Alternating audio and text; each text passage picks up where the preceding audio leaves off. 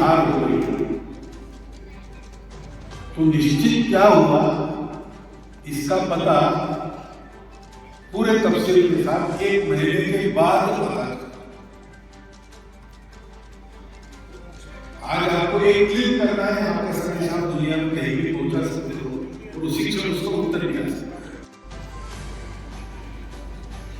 मनुष्य को परिश्रम करने के लिए अपने काम करने पड़ते थे, वो काम करने वाले यांत्रिक सहायक अनेक प्रकार के, परंतु ये वस्तुस्थिति का एक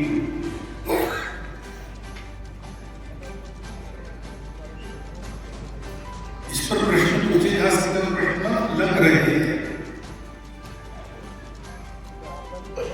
तो इतना सारा सुख सुविधा सब प्राप्त हो गई, क्या मनुष्य के मन में शांति और संतोष है? ऐसा पूछेंगे तो नकारात्मक उत्तर दें।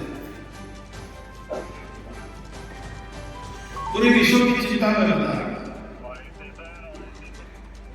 और हम केवल देखकर कह रहे हैं ऐसी चिंता, ऐसा नहीं है, विश्व के लोग बोल रहे हैं। अभी संघ, राष्ट्रीय संघ चर्चा का विषय बना है उत्तर नहीं।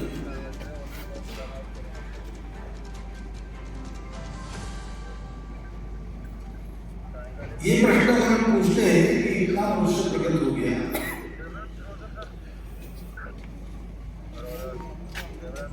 लेकिन उसकी मित्रता हो गई सर्वत्र, तो स्पष्ट उत्तर मिलता है ऐसा तो हो नहीं। जो कलह युद्ध पहले चलते थे वो आज भी चल रहे, पद्धति बदल गई। तो उनके पीछे मत करो, अपना काम करके जाएगी। तो पद्धति युद्धों की बदल गई, लेकिन कलह कायम है, खतरनाक है। पहला महायुद्ध राष्ट्रवाद के उदय के कारण ही हुआ, दूसरा महायुद्ध भी इस राष्ट्रवाद के उदय के परिणाम है। इससे अंतरराष्ट्रीयता की बात, अंतरराष्ट्रीयता की बात तो बहुत जोर से होती है, लेकिन हम देखते हैं कि अंतरराष्ट्रीयता की बातें करने वाले दो ही अपने राष्ट्र का स्वार्थ सुरक्षित रखते हैं, जितना हो सकता है उतना करते, कभी भी उतना भी नहीं। 4-5 साल पहले अमेरिका के एक राजनयिक है, इस शंका दुनिया की अब शायद उससे बाहर आ गई है, लेकिन और उपाय नहीं इसका कुछ। इतनी सारी दवाइयां लिखी है, स्वास्थ्य लाभ हुआ क्या? भारत के प्रतिष्ठा दुनिया में है, लेकिन वो कारण नहीं है केवल। जिन प्रश्नों के उत्तर दुनिया के पास नहीं है, उन प्रश्नों के उत्तर देने के लिए जो चिंतन चाहिए, जो बुद्धि चाहिए, जो मन चाहिए और जो व्यवहार की आदत चाहिए, वो भारत के पास है।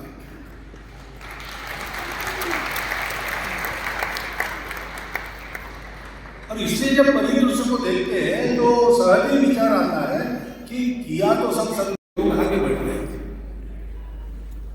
बल की दृष्टि से, भौतिक सुख सुविधा की दृष्टि से, भौतिक जिज्ञासा की दृष्टि से, हमारे आत्मविस्मृति के कारण, हमारे अनेक अन्य कारणों के कारण हम लोग पिछड़ गए, वो लोग आगे गए। तो एक स्वाभाविक अहंकार उनके मन में ऐसा था जिसके चलते उन्होंने कहा कि सारी दुनिया को हम सुखी करेंगे।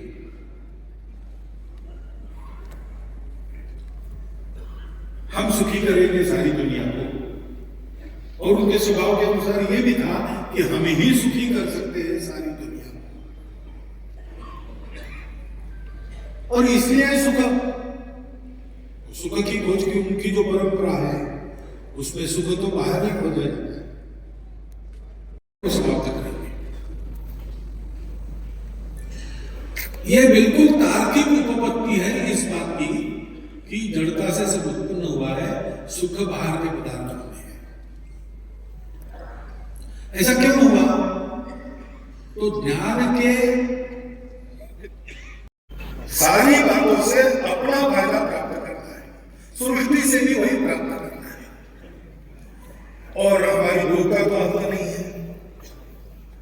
तो फिर सबका उपयोग करने की प्रवृत्ति सबका शोषण करने की ओर ले जाती है।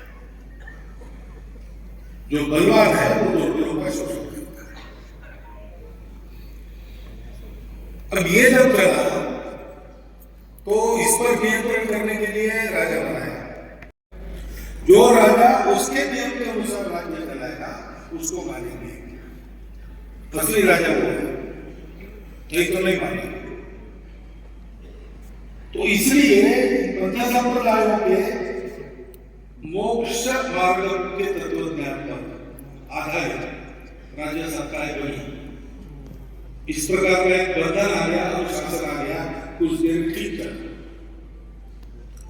लेकिन फिर इन दोनों की युद्ध हो गई। तो हमको दुनिया के इतिहास में एक और ऐसा भी मिलता है जब फ्रांस के जागीरदारों को पैसे देकर स्वर्ग में सीट रिजर्व करनी पड़ती थी, जैसे हम ट्रेन में क्या करते हैं, तो जितना पैसा देंगे उतने में ये सब कुछ एक साथ प्राप्त कर सकते थे। सारी दुनिया इसके कारण कम से कम 3000 वर्ष तक सुख शांति का जीवन जीती रही थी। लोग भी मेक्सिको से साइबेरिया तक गए, उन्होंने किसी को जीता नहीं, किसी को लूटा नहीं, सबको जोड़ा और जैसे थे उससे अच्छा किया। हम नई व्यवस्था का डंका पीटते हुए सारी दुनिया पर अपना डंडा चलाते हैं, हमारी भी व्यवस्था ध्वस्त हो जाती, वो व्यवस्था भी नहीं चलती। हर 15 वर्ष के बाद हमको अपना विचार बदलना पड़ता है, और युगों से भारतवर्ष में एक शाश्वत विचार, उसके आधार पर आज भी समाज जीवन चल रहा है, आज भी चल रहा है वही जीवन।